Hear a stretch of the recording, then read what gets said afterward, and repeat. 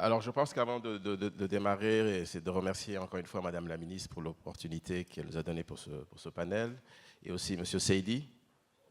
Je crois que pour l'histoire, il est important de dire que AFC, pendant longtemps, ne faisait pas plus de 150 à 200 millions pour toute l'Afrique dans une année, en termes d'engagement. Monsieur Seydi fait partie de cette génération d'Africains qui ont réussi à l'intérieur de AFC à vraiment booster le niveau d'investissement. Et je crois qu'ils sont à féliciter pour tous ces résultats jusqu'à présent. Alors, l'autre aspect important, donc j'ai vu dans le programme, à chaque fois on me présente comme ex-administrateur de la Banque mondiale, ça devient... Donc, mon nom est Paolo Gomez, je suis de Guinée-Bissau. J'ai ma petite structure et je conseille donc le gouvernement et aussi le président de la République sur certains dossiers en Guinée. Il aime bien dire que nous avons en commun la passion de la Guinée. La différence, c'est qu'il est président de la République, moi je ne le suis pas. Il a gagné les élections, moi je n'ai pas gagné l'élection. Mais nous avons cette même passion pour la Guinée, pas par son potentiel économique uniquement, mais son rôle de moteur en Afrique de l'Ouest. Il y a des pays, s'ils marchent en Afrique de l'Ouest, le reste de l'Afrique de l'Ouest pourrait démarrer. Et en Afrique de l'Ouest, je pense que c'est le Nigeria et la Guinée. Si ces deux moteurs du réacteur, du jet de développement en Afrique de l'Ouest arrivent à se décrocher en même temps, ça ira très vite pour le reste des pays, y compris des petits pays comme le mien, à 1,5 million d'habitants. Donc, je veux que ce panel soit assez interactif. Ce n'est pas un sujet nouveau, mais c'est de voir un peu les éléments et les tendances qui peuvent aider à un peu cerner mieux les opportunités d'investissement en Guinée. Alors, je vais commencer par Monsieur le ministre des Mines. Et je pense qu'on peut prendre cette opportunité pour qu'il n'y ait pas de tabou ici. Comme disent les Américains, la meilleure façon, le meilleur désinfectant, c'est la lumière du soleil. Et je pense que nous pourrons démarrer sur cette question d'opportunité, sur ce que parfois peut faire mal. C'est la question de la transparence, c'est la question de la corruption. Et je pense qu'une opportunité dans un forum comme celui-là d'en parler ouvertement peut nous permettre de vraiment mettre la Guinée au niveau d'un standard important de sa recherche des investissements. Le pays veut croître à 10% d'ici 2020. Il faudra un certain niveau d'investissement du PIB pour que ça puisse arriver. Et c'est certainement le secteur privé qui va être le moteur pour cela. J'ai beaucoup aimé vos différentes présentation où vous dites que le secteur des mines, en fait, n'est pas le plus grand potentiel. C'est uniquement le secteur qui peut apporter les liquidités pour que d'autres secteurs puissent démarrer. Et ça, c'est important. Donc, Monsieur le ministre, ma question serait plutôt sur les mines, encore une fois, très rapidement.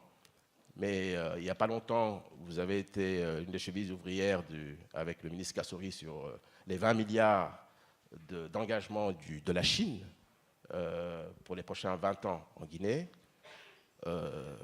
Ces 20 milliards doivent aller uniquement dans l'infrastructure et pas dans le fonctionnement, c'est très important. Ces 20 milliards ne sont pas un troc, et ça c'est important, puisque moi-même, mon expérience dans le passé à la banque, on a vu le cas du Congo, Kinshasa et la Chine. Je pense que cet aspect n'a pas été suffisamment communiqué et présenté clairement d'une façon transparente. C'est une opportunité ici, Monsieur le ministre, de très rapidement, en 2 minutes, je sais que c'est assez court, mais d'en parler de ces fameux 20 milliards et du fait que son rôle est surtout transformateur dans les infrastructures pour permettre de unlock la Guinée dans d'autres secteurs. Monsieur le ministre. Merci, monsieur le modérateur. Ce qu'il faut surtout noter en premier lieu, c'est que beaucoup de choses intéressantes se passent dans le secteur minier aujourd'hui. Il y a encore des défis importants, mais tout ce qui se passe de bien est le résultat de plusieurs années d'efforts. C'est très important à souligner. Parce que le jour où les réformes sont menées, ce n'est pas forcément ce jour que nous voyons les résultats. Il y a eu d'abord un nouveau code minier, conforme aux standards internationaux, avec l'implication de toutes les parties prenantes, qui a permis d'asseoir un cadre légal robuste pour attirer l'investissement. Il y a eu le renforcement du cadre institutionnel même dans le secteur minier. Il y a eu un audit institutionnel du secteur des mines et de la géologie qui a été réalisé par le cabinet KPMG. Et les recommandations, il y a eu la mise en œuvre des recommandations de cet audit institutionnel-là. Le secteur minier fait appel, en tout cas les intervenants dans le secteur minier ont besoin de plusieurs permis et autorisations qui concernent environ 13 à 15 départements ministériels et agences publiques. Donc, pour faciliter la tâche aux investisseurs, pour réduire la bureaucratie, il y a un guichet unique pour les permis et autorisations qui a été aussi mis en place. Il a été constaté que l'un des défis importants pour l'investissement dans le secteur minier, c'est la réalisation des infrastructures minières, essentiellement pour la bauxite et le fer. Donc l'État, avec l'appui toujours de la Banque mondiale, a mis en place un schéma directeur pour le développement des infrastructures liées aux mines. Il y a eu, bien sûr, une réforme profonde du cadastre minier, parce que vous parliez tout de suite de la question de la corruption. Nous n'avons pas pour nous, ce n'est pas un sujet tabou, parce que le constat avait été fait et des actions ont été engagées pour adresser cette question-là. Et l'une des actions les plus importantes dans ce cadre-là, c'est le travail qui a été fait sur le cadastre minier. Nous avons vu des investisseurs en Guinée qui nous ont dit, nous-mêmes nous étions surpris, nous avons fait beaucoup de pays africains, nous avons même fait beaucoup de pays occidentaux, même dans les pays occidentaux, on n'a pas ce niveau de transparence dans certains pays occidentaux. Ils nous l'ont dit. C'est grâce à l'appui des partenaires, c'est grâce à tout ce qui a été engagé depuis 7 ans dans le secteur minier qu'aujourd'hui nous avons un cadastre minier non seulement nettoyé, mais disponible en ligne. L'investisseur, partout où il est dans le monde, peut chaque jour, et le cadastre est mis à jour au jour le jour. Donc tous les jours, il peut venir voir les opportunités qu'il y a, sans se déplacer, avoir accès à toute l'information nécessaire pour préparer son intervention en Guinée. Donc c'est tout cela qui a donné confiance aux investisseurs. Lorsque les pays traitent avec d'autres pays sur des sujets commerciaux, ils ont le comportement d'acteurs commerciaux. C'est ce que la Chine a eu envers la Guinée. La Chine a certainement tiré des leçons des deals passés avec d'autres pays pour dire ce que la Guinée propose comme schéma. Nous avons dit nous ne voulons pas de troc. Nous avons dit nous voulons que cela soit fait dans un cadre commercial qui tienne compte aussi de nos engagements vis-à-vis de nos partenaires du FMI.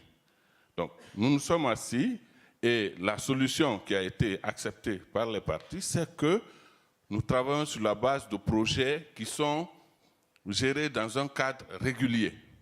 Des projets qui font l'objet d'études de faisabilité avec toutes les exigences prévues dans le code minier, des projets qui sont bancables et donc dont la réalisation, la viabilité économique et financière ne peut pas être questionnée. Donc que les revenus générés dans le futur par ces projets puissent être des garanties pour le remboursement des prêts contractés auprès des banques chinoises. Donc les projets dont nous parlons sont des projets dont il y a 3 projets qui ont été pris comme projets prioritaires pour cette première phase de financement. Et sur ces 3 projets, il y a un projet qui a déjà commencé à produire. Donc c'est juste pour dire qu'il y ait eu ou pas le deal de 20 milliards avec la Chine, ces projets-là allaient produire les bénéfices prévus dans le cadre de leur mise en œuvre. Donc nous avons, sur la base de ces projets-là, nous empruntons des ressources au niveau des institutions financières chinoises et les royalties ce sont les royalties seulement. Nous ne parlons pas des autres revenus aussi qui viennent dans les caisses publiques. Les royalties générées par ces projets permettent de rembourser au fur et à mesure ces prêts. Et lorsque le prêt est épuisé, les royalties sont directement reversées, bien sûr, comme pour tout projet, au niveau du budget national de développement. Ce qu'il faut noter aussi, c'est que pour la plupart des projets, c'est des projets nouveaux. Donc nous ne sommes pas en train d'éroder en quelque sorte nos prévisions de recettes qui étaient dans notre planification triennale ou quinquennale. Non. Comme c'est des projets nouveaux, donc on peut considérer cela, entre guillemets, comme des bonus pour l'État guinéen en termes de projets. Et donc, en ayant notre, je dirais, rythme de vie, qualité, de niveau de dépenses de fonctionnement habituel, nous avons un surplus que nous avons décidé sous la direction du président de la République et avec toute l'équipe coordonnée par le ministre d'État Kassori, que ces bénéfices-là, ce bonus-là, soient investis dans l'avenir de la Guinée, dans le futur de la Guinée, dans les infrastructures, pour que les mines jouent leur véritable rôle dans le cadre de la transformation de l'économie nationale. Très bien. Moi, je pense que ce qui est important aussi de dire, et vous l'avez souligné, c'est que le danger qu'il y a eu dans des relations avec d'autres pays pour pouvoir financer l'économie en utilisant comme base les matières premières, c'est que les pays avaient tendance à utiliser les ressources pour le fonctionnement. Et ce qui est important, je pense, dans le schéma de la Guinée, c'est que ça doit aller dans l'investissement. Et ça, c'est très, très, très important. Et deuxièmement, comme vous dites, dans les relations avec le FMI, le pays a été conscient dans ces discussions qu'il y avait un niveau de non-concessionnalité qu'il était important de respecter. Parce que le plus dangereux dans pas mal de nos pays, c'est de repartir dans ce cycle d'endettement qui peut poser des problèmes avant qu'il y ait eu les initiatives PPTE d'allègement de la dette. Très bien, Monsieur le ministre. Alassane, je voudrais aussi permettre, avec ton expérience, la Guinée tous les jours est approchée pour des projets et d'énergie. C'est un secteur important, à part le secteur des mines, le secteur de l'énergie. Et il y a des propositions qui viennent de tous les horizons pour des projets solaires, des projets hydrauliques. Le potentiel hydroélectrique de la Guinée est de plus de 6000 mégawatts. Quelle a été un peu ton expérience et ce que tu suggérais que le pays puisse approcher cet aspect-là? Parce que, encore une fois, il y a des offres qui viennent de partout. Et comme le pays a besoin de cette énergie, notamment pour cet objectif que le ministre des Mines a pour commencer à faire du beneficiation, en tout cas pour la bauxite, il y a une urgence en matière d'énergie pour que le pays ne continue pas cette approche d'exportation des commodities. Quelle est la meilleure approche pour toutes ces offres qui sont faites en matière d'énergie? Est-ce qu'il faut faire toute une série d'appels d'offres à inviter des acteurs dans le secteur d'énergie? Est-ce qu'il faut être opportunistique? Parce qu'après tout, les gens viennent avec des capitaux. Quelle était ton expérience et quelles sont les suggestions qui peuvent être faites en cette matière? Merci Paolo et merci Monsieur le Ministre. Je crois qu'on touche à une question extrêmement importante au niveau énergétique, mais au niveau du développement d'un pays comme la Guinée. Un des objectifs de la Banque africaine de développement, depuis que j'ai rejoint cette institution, c'est la priorité qui est placée sur ce qu'on appelle l'industrialisation du continent et des pays du continent, et spécifiquement la transformation structurelle des économies des différents pays. Dans le cas de la Guinée, moi, ma recommandation, si j'en ai une à faire dans le secteur énergétique, c'est que tout revêt une importance critique et immédiate. Il y a un besoin énorme en matière énergétique en Guinée, mais sur le continent d'une manière générale. Comme vous le savez, il y a un déficit fondamental au niveau de l'Afrique, au niveau de la production énergétique, en particulier quand on regarde le potentiel que l'Afrique a, notamment en Guinée, le potentiel hydroélectrique, on le retrouve dans d'autres pays africains. Mais l'absence de cette électricité, non seulement en quantité, mais surtout en termes de compétitivité, parce que ce n'est pas simplement avoir de l'énergie, c'est l'avoir à un coût qui est compétitif pour pouvoir l'utiliser dans un processus industriel qui permet d'avoir des produits finis qui sont compétitifs, puisque, encore une fois, on est dans un contexte global. Donc, moi, le secteur que je couvre le plus en Guinée, c'est le secteur des mines.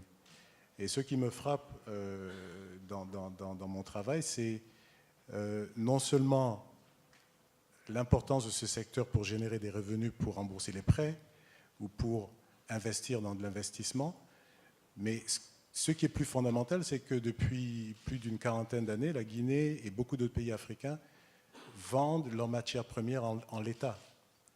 Dans le cas de la bauxite, si on extrait de la bauxite dans la région de Bokeh et qu'on la vend sur le marché à l'état brut, elle coûte à peu près 30-40 $ par tonne. Si la Guinée avait suffisamment d'électricité compétitive pour pouvoir investir dans une raffinerie, si la Guinée avait le capital humain pour pouvoir opérer ce genre d'infrastructure industrielle, la bauxite servant de matière première à la raffinerie, vous avez au bout du processus industriel de l'alumine.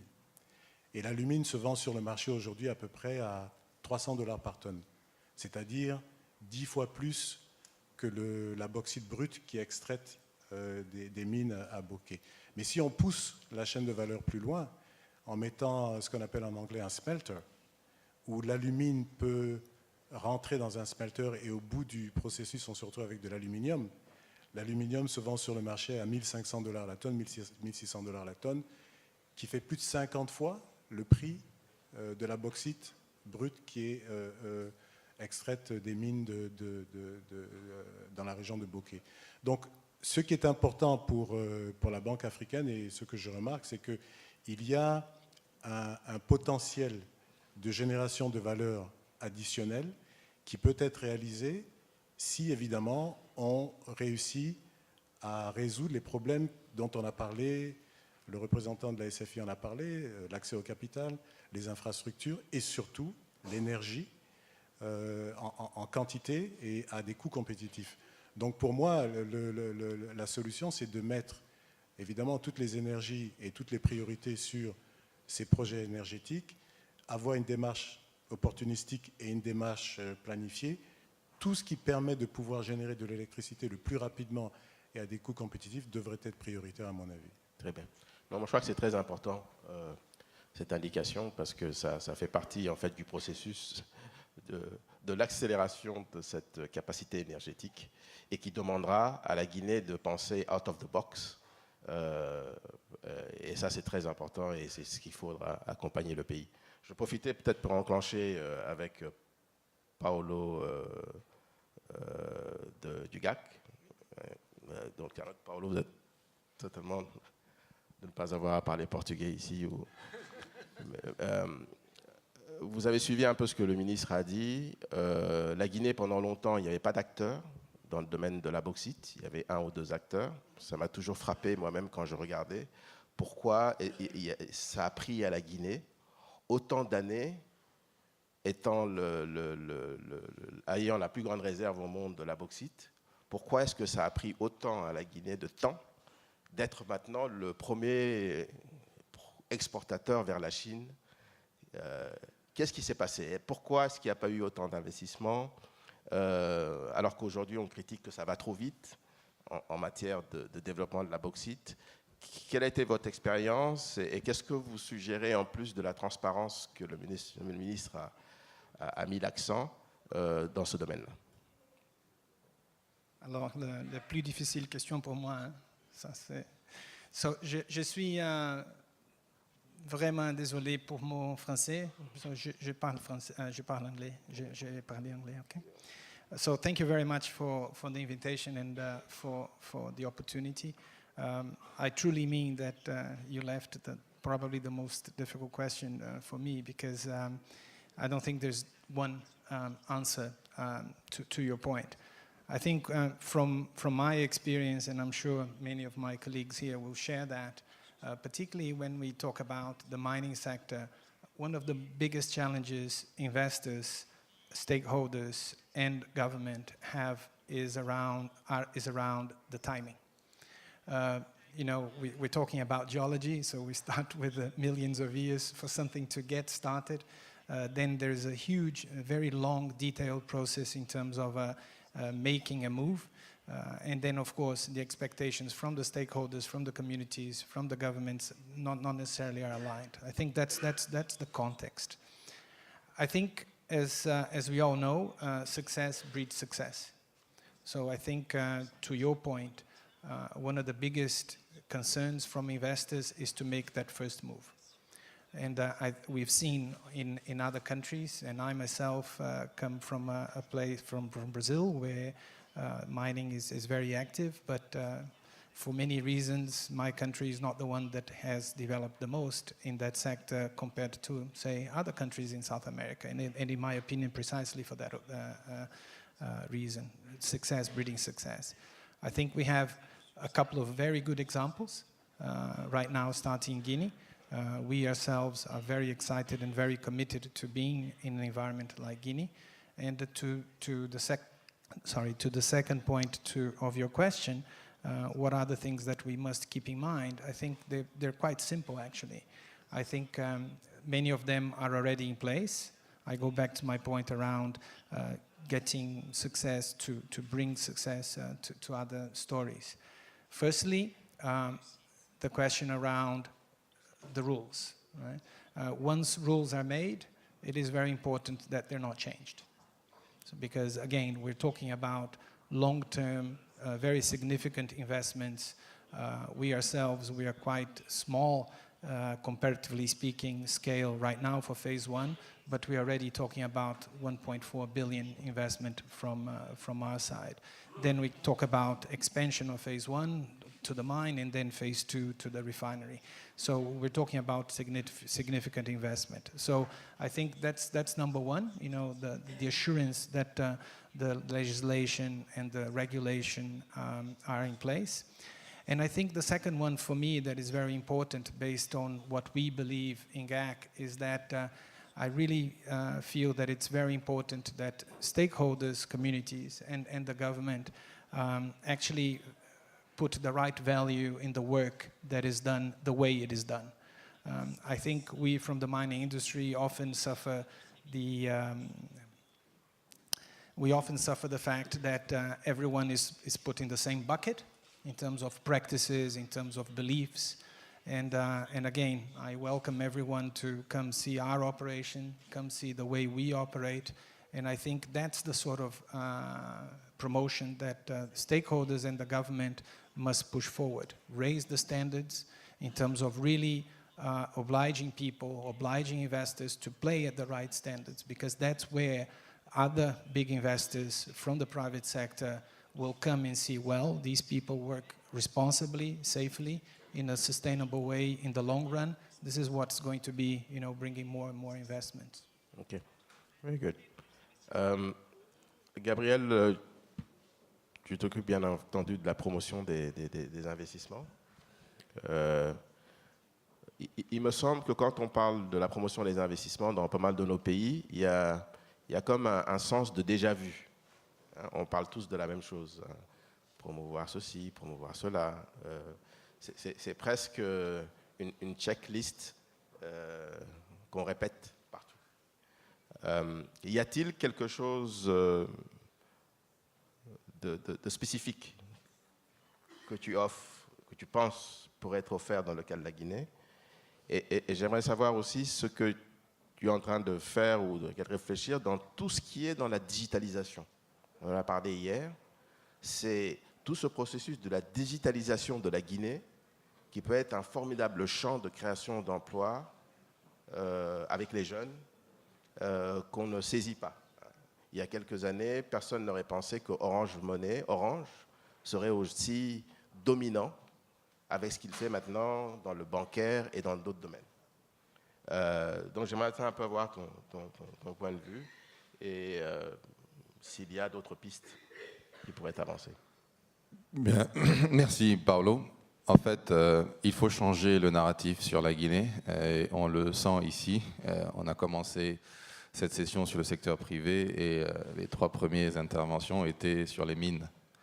Alors que la Guinée, le président de la République l'a rappelé hier, les autres intervenants aussi, ce n'est pas que les mines.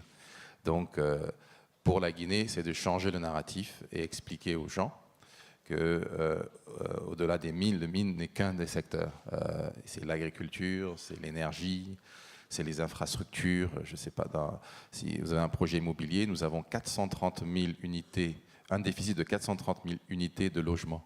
Donc, et pas seulement à Conakry, qui représente 150 000 unités, mais dans le reste du pays. Donc, il y a d'autres opportunités que les mines. C'est vraiment changer le narratif, parce que Guinée n'est pas équivalent des mines. L'autre chose aussi, c'est de pouvoir communiquer, parce que peu de gens connaissent la Guinée, et quand ils la connaissent, ce n'est pas pour les bonnes raisons. Donc, au niveau de la communication, c'est extrêmement important. C'est la raison pour laquelle nous avons mis en place, avec tous les départements ministériels, un portail des investissements où nous avons recensé toutes les opportunités, les filières d'investissement qui peuvent intéresser les entrepreneurs. On a recensé 160 filières et dans tous les domaines. Nous ne nous sommes pas arrêtés là. Nous avons également, dans un souci de transparence, dans la même lignée que le ministère des Mines et le ministère des Finances, le ministère du Budget, on a mis en ligne à la disposition de tout le monde tous les textes et tous les documents publics sur les différents secteurs d'activité de la Guinée. Donc si vous êtes intéressé par l'artisanat ou par le tourisme, ben vous avez notre stratégie du tourisme, vous avez la liste de tous les sites touristiques qui existent. La même chose aussi pour l'agriculture. Vous avez une note sectorielle bien fournie sur l'agriculture avec les opportunités qui existent, puisque nous tenons à vraiment développer la chaîne de valeur complète au niveau de l'agriculture. Et aussi, nous travaillons sur la facilitation, et c'est ce que les gens doivent comprendre, c'est que c'est beaucoup plus facile de faire des affaires en Guinée, de venir s'installer, de créer son entreprise. Il y a un système de facilitation et de simplification de ce qui doit être fait par les entrepreneurs pour leur rendre cela beaucoup plus aisément. D'ailleurs, je souligne que la Guinée a vraiment fait des bons au niveau de la perception du climat des affaires. On l'a vu avec le Doing Business, où on est 153e, qui est le meilleur score, mais également sur d'autres points. Avec la compétitivité qui est faite par le World Economic Forum de Davos, on est 119e, alors qu'on caracolait pendant plusieurs années aux dernières places.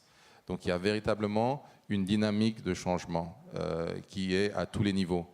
On n'a qu'à voir la composition du gouvernement guinéen.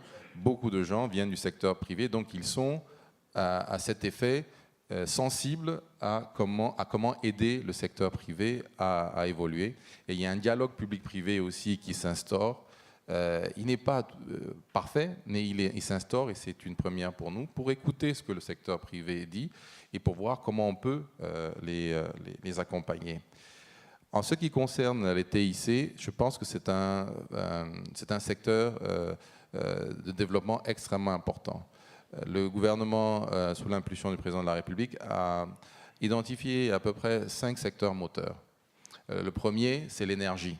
Parce que sans énergie, pas de développement. Je crois que là, il n'y a plus à démontrer cela. Donc l'énergie, l'agriculture, c'est là la véritable source de richesse de notre pays. 70% des gens sont directement ou indirectement liés à l'agriculture.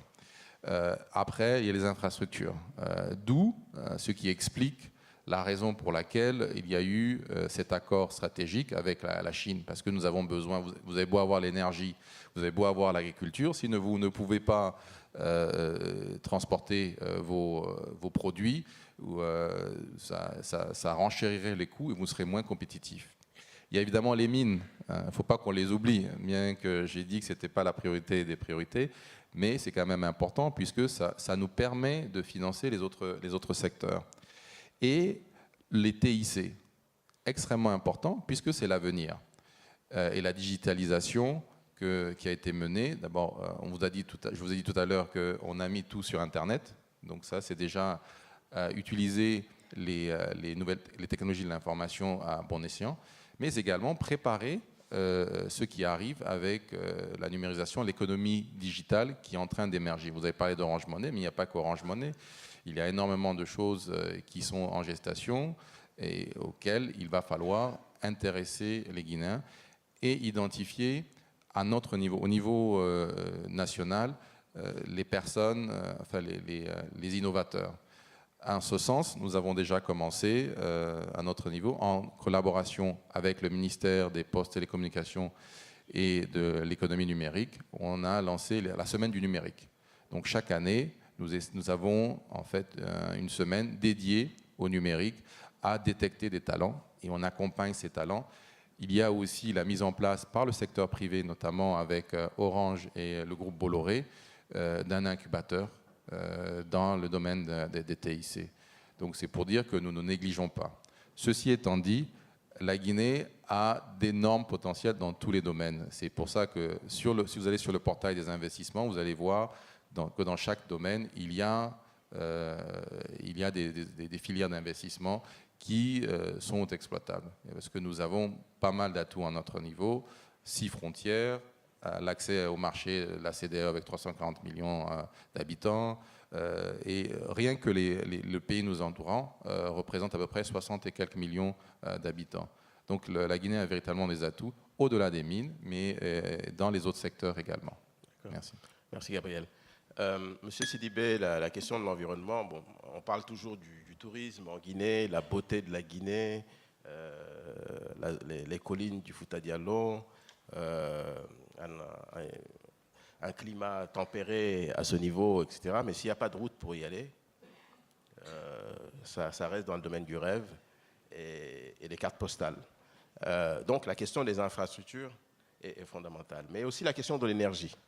Et étant de l'environnement, moi je suis aussi quelqu'un qui est très passionné de l'environnement, on en a parlé tout à l'heure dans le cadre du Fonds vert mondial, etc.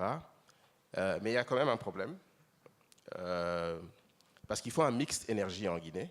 Je me souviens, il y a quelques années, même au sein du groupe de la Banque mondiale, la construction des barrages était tabou. Parce qu'il y avait une commission mondiale sur les barrages qui était très critique et pour lequel on recommandait d'arrêter la construction des barrages. AFC a perdu plein d'opportunités. Et soudainement, les barrages sont devenus acceptables. Et nous, les Africains, encore une fois, on était tous contents, on applaudit.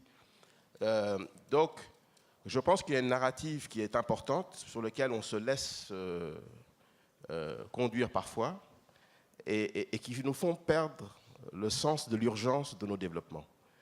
Donc, quand vous regardez les questions de l'environnement en Guinée, est-ce qu'on devrait continuer à faire des barrages?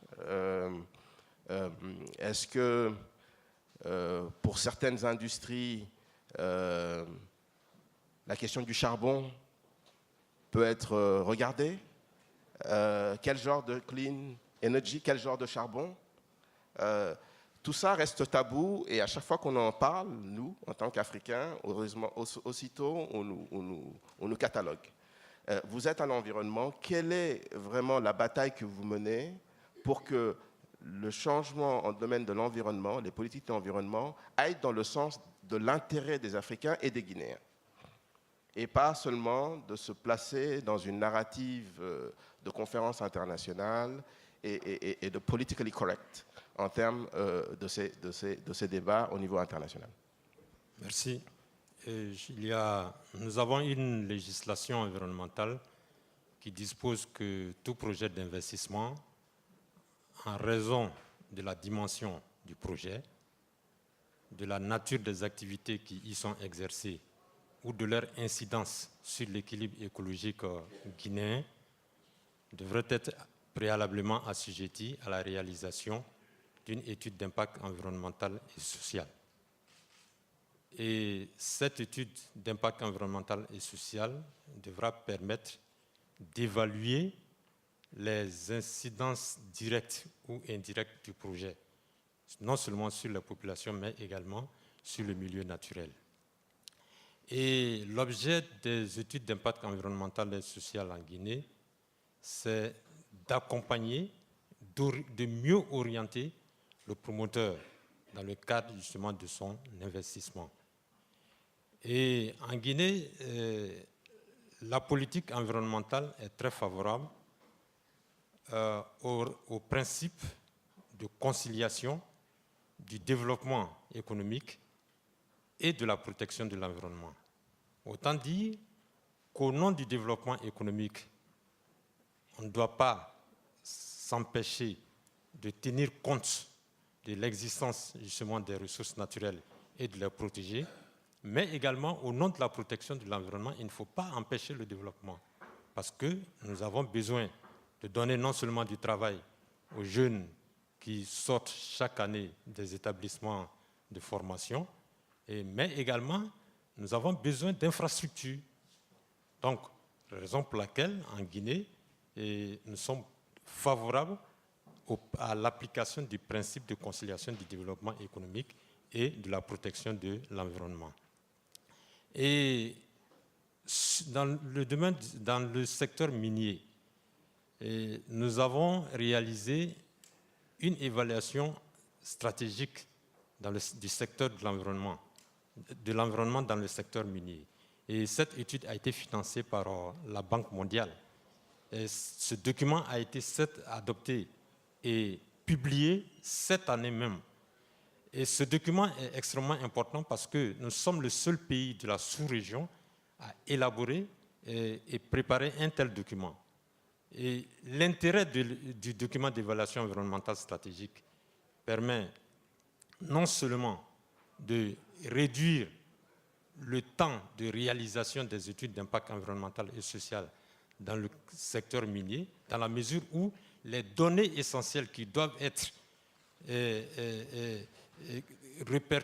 répertoriées par les cabinets d'études existent déjà dans ce document d'évaluation environnementale et sociale.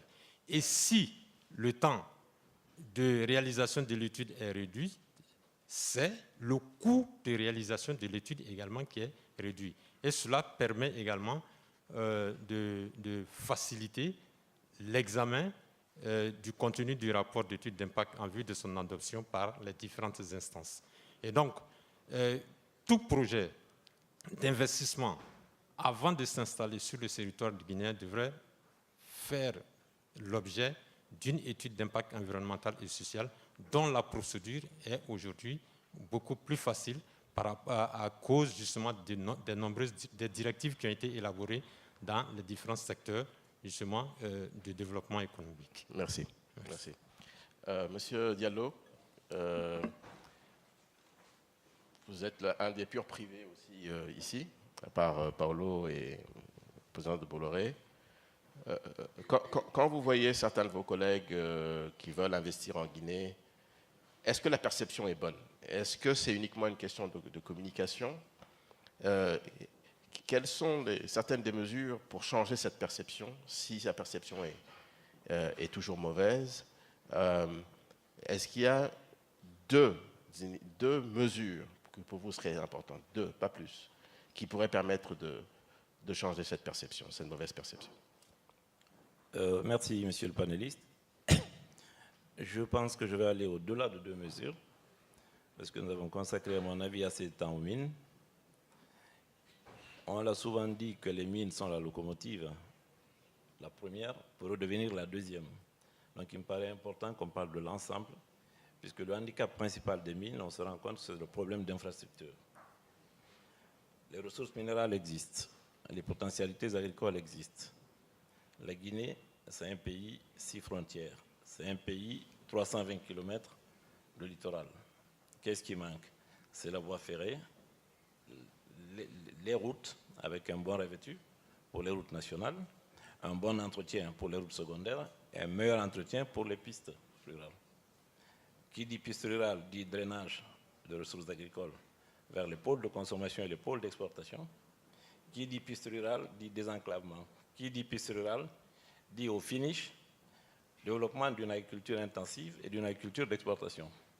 Donc il faut bien qu'on arrive aujourd'hui, ou dans un futur très proche, à ce que les mines sachent qu'elles peuvent être une locomotive, mais qu'elles sont tenues de mutualiser ces voies, ces infrastructures pour l'ensemble de l'économie. Elles peuvent transporter des mines sur un corridor centre jusqu'au sud-est, en allant prendre le minerai de fer à Zogota, à Simandou, le remonter vers un des ports du littoral, parce qu'il y a aussi un déficit de ports. Mais en même temps, il est possible de joindre à ce train, à cette voie ferroviaire existante qu'on va créer, des wagons marchandises et des voitures voyageurs. Ça me paraît important. Et va se poser avec le ministre des Mines la question de la mutualisation de ces voies. Il faut arriver à travailler sur ça, à mettre un modèle. Il y a des standards internationaux qui existent. Il n'est pas dit qu'un train qui ne transporte que du minerai doit retourner à vide pour chercher du minerai. Ça n'a aucune rentabilité. L'exemple le plus patent que nous avons eu en Guinée, ce qui a retardé la mise en route du Simandou, c'était dans un premier temps un problème d'infrastructure. C'est un secteur assez capitalistique. J'espère que dans la salle, il y a certainement des représentants du groupe ferroviaire français, Sofrerail ou France Rail International. Ce serait une bonne chose que cette réflexion soit portée à un niveau assez élevé. Donc il nous paraît important que cette mutualisation se fasse. Et c'est la clé de voûte pour régler ce problème. Sans oublier que l'État, à mon avis, a l'obligation d'assurer la continuité territoriale. La continuité territoriale, ce n'est pas un risque de sécession d'une région par rapport à une autre. C'est que le citoyen de Lola puisse atteindre Yukunku en un temps raisonnable, dans des conditions sécuritaires. Ça veut dire que les routes et les chemins de fer doivent exister dans des conditions idoines. Je vous remercie. Merci. Je crois que c'est M. Buor de Bolloré. Alors, M. Diallo a parlé de déficit portuaire. Quand vous regardez et que vous cartographiez la Guinée, y a-t-il ce déficit portuaire? Et où serait-il l'idéal dans cet esprit de mutualisation pour permettre que, effectivement, la mutualisation et le copartage de ces infrastructures puissent avoir un impact sur la chaîne et notamment l'agriculture et d'autres domaines? Quel serait le corridor idéal? Et est-ce qu'il y a un déficit portuaire en ce moment quand vous regardez avec votre expérience en Guinée? Vous avez malheureusement 3 minutes parce qu'après je dois passer la parole à l'audience pour nos questions. Bon, 3 minutes, c'est bref. Donc, je vais essayer de faire très vite. Aujourd'hui, si vous voulez, la difficulté principale à laquelle nous heurtons, c'est moins d'avoir plusieurs ports que d'évacuer les marchandises du port existant. Nous avons fait des investissements conséquents pour développer la productivité du port. Et ces investissements ont essentiellement profité aux armateurs aujourd'hui. Si nous voulons arriver à faire du port la locomotive de l'économie du pays, il faut que nous arrivions à évacuer, à fluidifier la circulation des marchandises. Pour ce faire, ce que le groupe Bolloré envisage, c'est effectivement la création d'une voie ferrée qui relierait le port de Conakry au port sec de Cacbelen. Et puisque vous parlez de mutualisation, ce qui peut être envisagé, c'est effectivement de travailler conjointement avec Russal, qui a la voie CBK aujourd'hui en concession, et dont on pourrait imaginer que, de concert avec Bolloré, ils mettent sa voie en commun, de manière à ce qu'on puisse circuler dans les deux sens. Et comme disait M. Diallo, plutôt que de remonter à vide vers les sites miniers, eh bien qu'ils repartent avec des conteneurs et de la même façon dans le sens inverse. Donc ce que nous pensons aujourd'hui, c'est promouvoir non seulement un port sec, mais une zone qui sera un pôle économique et commercial dans le coin immédiat qui est mitoyen de notre port sec de Cacbelen, de façon à désenclaver la ville. Aujourd'hui, 70% des volumes de conteneurs qui rentrent à Conakry s'arrêtent à Madina. Madina, c'est 6 km du port. Ça veut dire qu'il y a un goulot d'étranglement considérable. Et que Si on tient compte de la croissance des flux à laquelle nous assistons, cette année on va faire 13% de plus que l'an passé, donc on est sur une courbe de croissance importante. On voit bien que les investisseurs arrivent dans le pays. Avec leur développement, eh bien, les volumes d'importation augmentent. Et pour ceux qui connaissent Conakry, la circulation, le trafic routier devient d'une densité qui devient problématique. Donc si on ne s'attaque pas à ce problème rapidement, on va être dans l'incapacité d'absorber les flux importés. Moi, pour ma part, j'ai discuté avec des commerçants de Madina à qui j'ai dit, voilà, on a un problème qui est commun. Car si nous développons des investissements visant à améliorer la productivité des navires dans le port, mais que parallèlement, on n'est pas capable d'évacuer les flux qui se développent, dans quelques années, vous serez dans l'incapacité de poursuivre la croissance de vos business.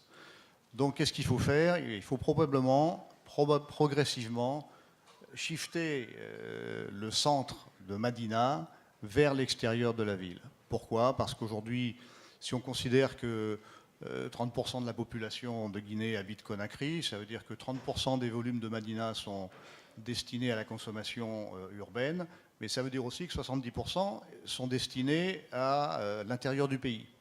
Et donc ça n'a pas de sens de faire de la consolidation de camions en centre-ville.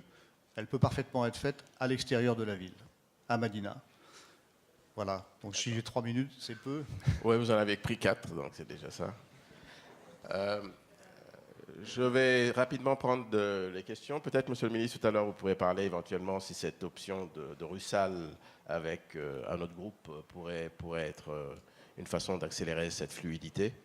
Je vais prendre quelques questions. Nous avons uniquement 23 minutes.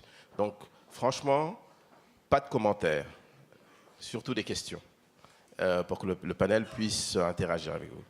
Surtout des questions. Merci. Évitez.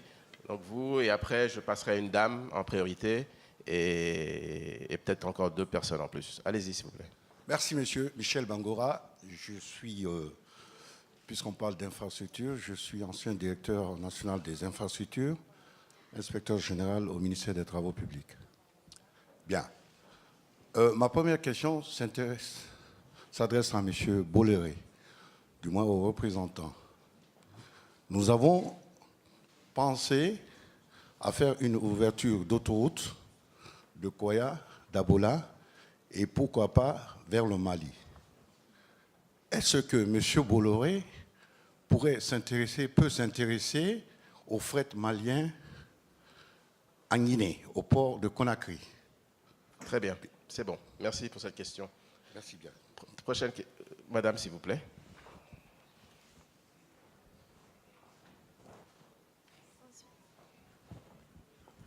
Oui, bonjour, je m'appelle Aïssatou Diallo, je travaille pour le Centre du commerce international, c'est une agence de coopération technique des Nations Unies et de l'OMC. Ma question est pour le directeur général de la PIP. Enfin, c'est pas vraiment une question, c'est simplement pour appuyer ce que vous avez dit. En effet, quand on parle de secteur privé, il ne faut pas non plus oublier les micros et les petites entreprises, c'est important. Et dans le PNDS, on parle beaucoup de l'inclusion sociale, notamment pour les jeunes et les femmes. Donc c'est important que la PIP puisse continuer à diriger ou à orienter les investissements en faveur en fait, de secteurs à fort potentiel d'exportation et de secteurs à fort potentiel de création d'emplois pour les jeunes et les femmes. Ça, c'est le premier point. Le second point, pareil, dans le PNDS, il est fait mention de l'ouverture des marchés publics aux femmes.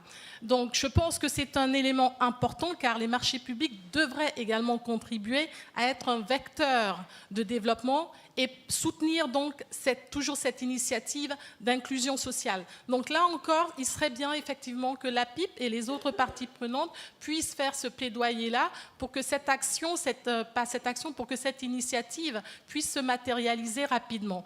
Et merci enfin, Madame Diallo. Rapidement, ça y est, monsieur. Madame Diallo, j'ai fait de la affirmative action, je vais donner plus que prévu. Parfait. Prochaine question. Oui, madame. C'est bien, c'est équilibré en termes de gender. Bonjour, alors je suis Diana Kouyaté, je fais partie de cette diaspora qui est récemment rentrée en Guinée. Aujourd'hui, je travaille dans le secteur privé, dans le secteur des services. Et je voulais savoir, en fait, au-delà des investissements, qu'est-ce qui est mis en œuvre, en fait, pour, par exemple, faciliter la vie des entreprises existantes et en termes de recouvrement de créances, notamment. Est-ce qu'il y a des choses qui sont mises en place, et où est-ce que vous en êtes aujourd'hui dans le service? Je vais prendre encore une question.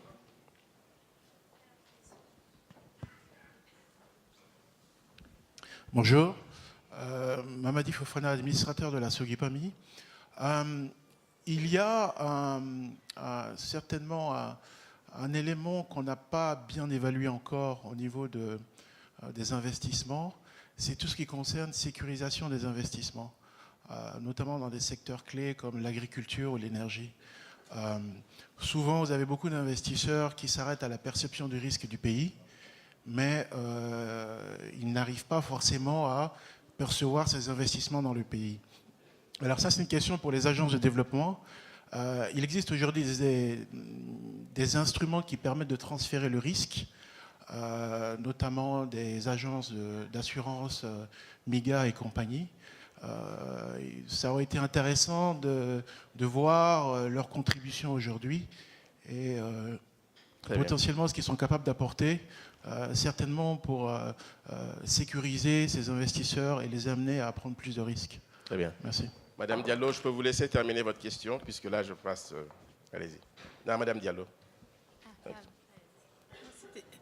Juste, monsieur le modérateur, tout simplement parce qu'hier, j'avais pas eu le temps de faire, on n'avait pas eu le temps que le CCI puisse faire une intervention pour dire que nous appuyons le secteur privé en Guinée et qu'entre 2018 et 2020, nous avons 3 projets qui vont aller dans ce sens. Un, pour promouvoir l'entrepreneuriat des jeunes afin de lutter contre les migrations irrégulières donc de jeunes Guinéens vers l'Europe avec l'Union européenne. Deuxièmement, nous allons appuyer la redynamisation du secteur du cacao en Guinée forestière.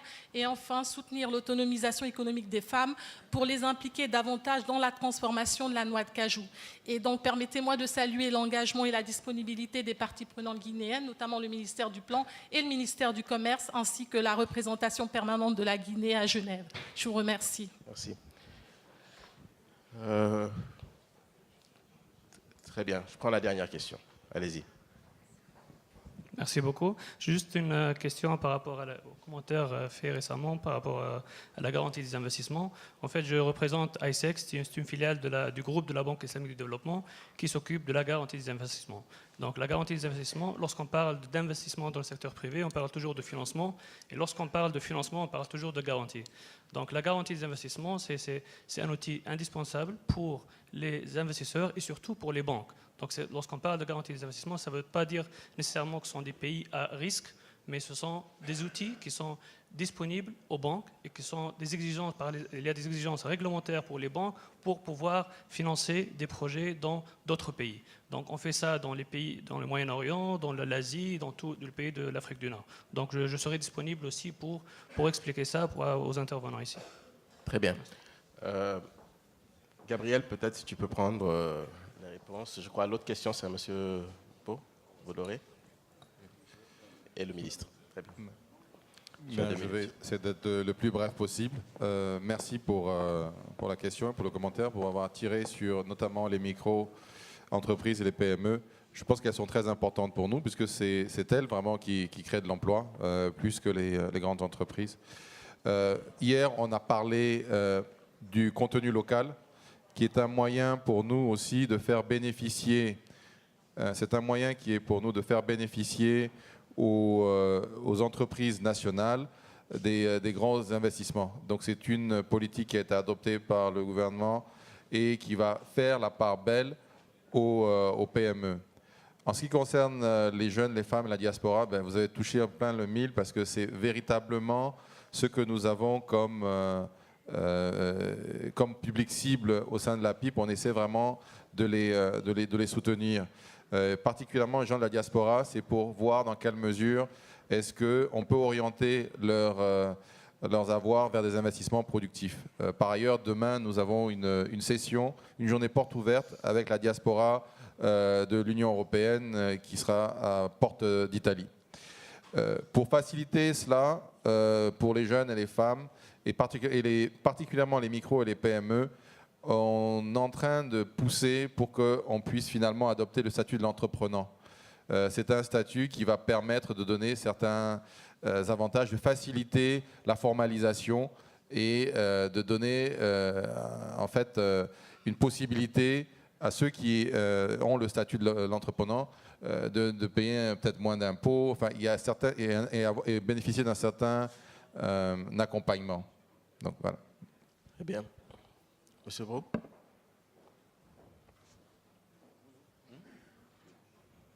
Bien, c'est vous, monsieur, je crois, qui avez posé une question sur le développement du trafic sur le Mali.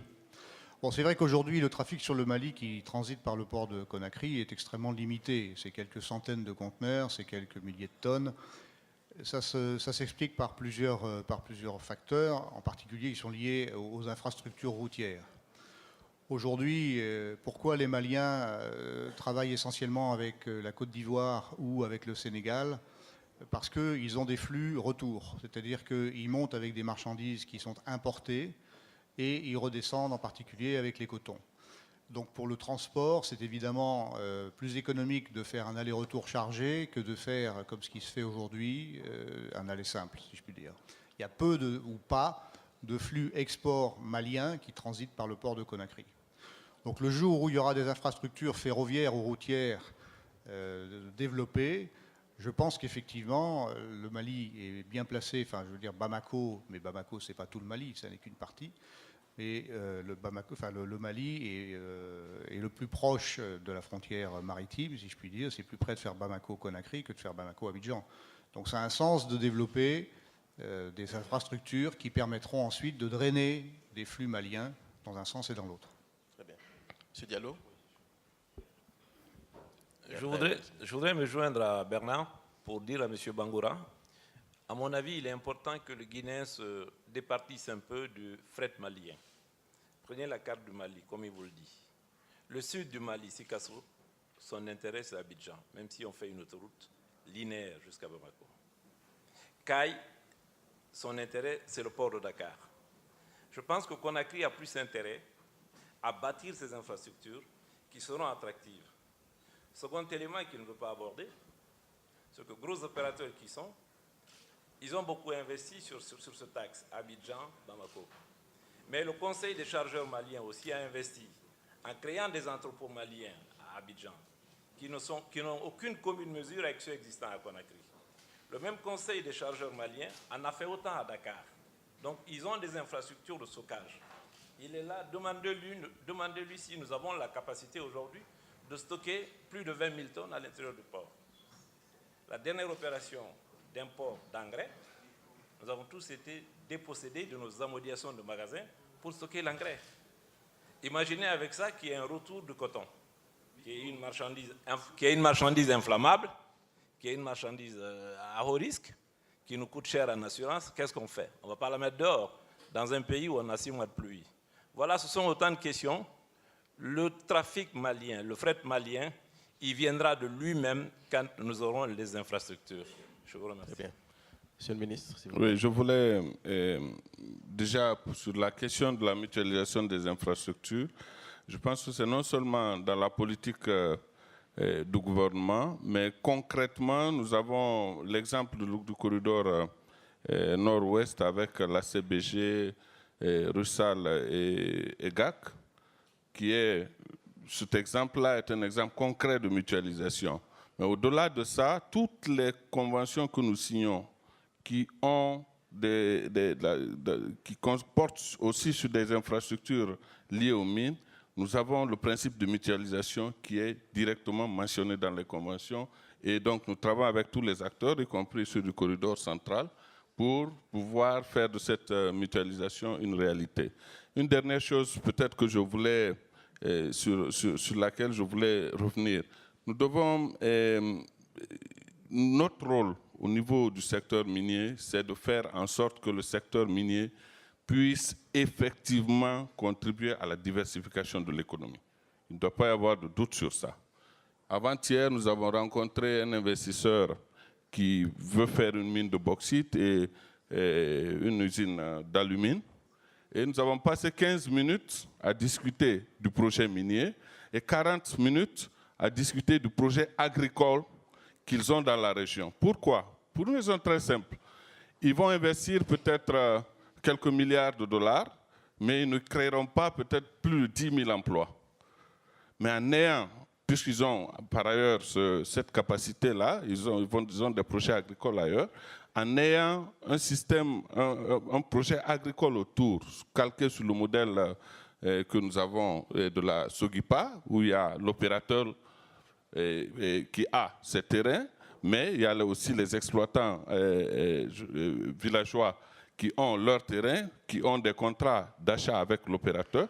Nous leur avons dit, si nous allons sur ce modèle-là, avec votre avantage, la compétence technique que vous avez dans le domaine, immédiatement vous gérez le risque social sur le long terme. Parce que vous créez autour de vous peut-être 50, 100 000 emplois, alors que la mine elle-même n'a que 10 000 emplois. Nous avons commencé à travailler avec la SAG pour que la réhabilitation, le projet de réhabilitation qui se fait sur les sites pour lesquels l'exploitation minière est terminée, que cette réhabilitation se fasse avec un projet agricole commercial. Ils ont déjà un projet 1100 hectares d'acajou. Ils ont commencé à planter l'acajou.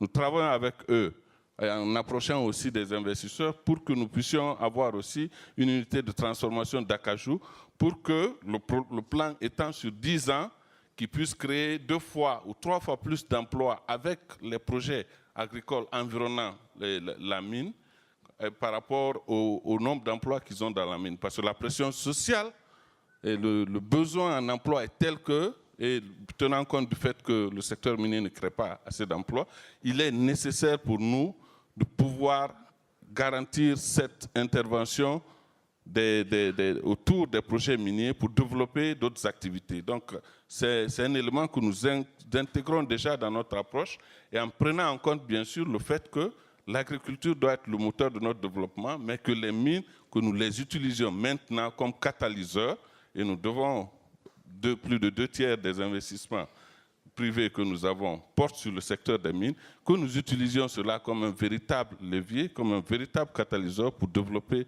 les autres secteurs de l'économie. Alassane, rapidement, je sais que tu n'es plus à AFC, mais vous discutez, je pense, avec AFC sur certaines questions qu'on appelle un peu « creating the market ».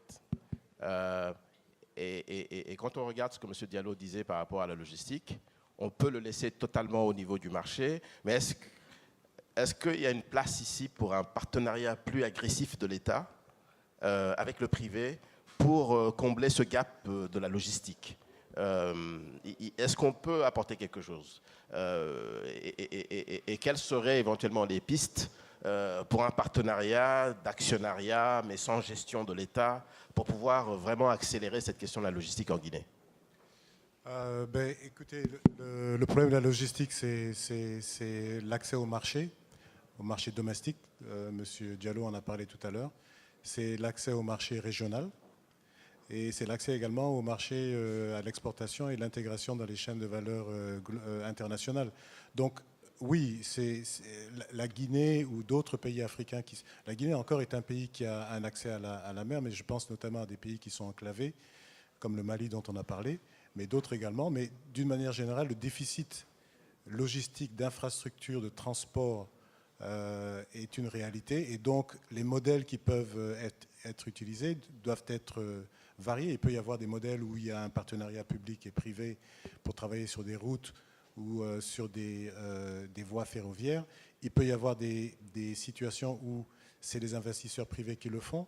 Dans le cas de GAC, avec qui nous travaillons, il y a des infrastructures de port à Kamsar qui permettent de désenclaver la congestion qu'on remarque au niveau du port de Conakry, mais qui permettent également de faire venir des bateaux d'une certaine capacité, de réduire le coût de transport donc de la bauxite et donc d'améliorer la compétitivité de l'exportation de la bauxite guinéenne. Donc, et ça, c'est un opérateur privé qui le fait. De ma perspective, les combinaisons privées-publiques sont certainement une formule. Et évidemment, s'il y a des opérateurs privés qui sont prêts à le faire, il y a des exemples au Sénégal où évidemment les privés le font, mais avec un système de rémunération. Il il y a l'autoroute à péage de Diamniadio qui est un partenariat public-privé. Ce type de formule, évidemment, nécessite du volume, du trafic. Donc, ce n'est pas partout qu'on peut l'utiliser. Mais je pense qu'en Guinée, aujourd'hui, le rôle des agences de développement est d'aider. Le gouvernement également est le rôle du gouvernement est de pouvoir jouer son rôle de créateur de l'espace infrastructurel pour développer le cadre logistique, pour permettre au secteur privé de pouvoir venir et faire son travail d'investissement, que ce soit dans le secteur minier ou le secteur agricole ou les autres secteurs de l'économie guinéenne. Alors, pour les organisateurs, je suis un peu perdu avec l'horloge. Est-ce que nous avons 3 minutes, 4 minutes? Voilà, donc je pense que ça ne nous permet pas de continuer sur le débat. Peut-être, vous vouliez peut-être compléter un point et peut-être rapidement, Paolo, c'est bon? Ok. 2 minutes par rapport à votre... Bon, comme j'ai très peu de temps, je vais juste vous présenter, si vous permettez, deux photos, sous réserve que ça marche.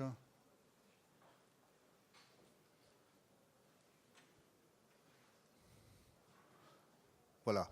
Donc ça, en fait, ça c'est le projet que nous entendons développer à Cac-Belen. C'est-à-dire d'un côté, la partie droite de la photo sur laquelle vous avez les zones 1 et 2, c'est le port sec, avec idéalement la mise en place d'une free zone. Et puis dans les zones 2, 3 et 4, c'est l'extension. Ce sont les zones de stockage que nous entendons mettre à disposition des commerçants qui aujourd'hui sont sur Madina, pour leur permettre de sortir de la ville tout en continuant à se développer en ayant le bénéfice d'infrastructures modernes. Donc voilà le projet que nous entendons développer. Très bien. Monsieur le ministre, tout à l'heure, on a parlé de Roussal. Est-ce que Roussal serait en appétit pour quelque chose de concret qui permettrait de décongestionner le flux des conteneurs sur Conakry? Non, nous avons dans l'avenant à la convention de la CBK, bien sûr, intégré la question de la mutualisation. Et nous sommes dans la phase de recrutement d'un conseiller technique pour pouvoir évaluer les aspects commerciaux et techniques de cette mutualisation-là. Très bien.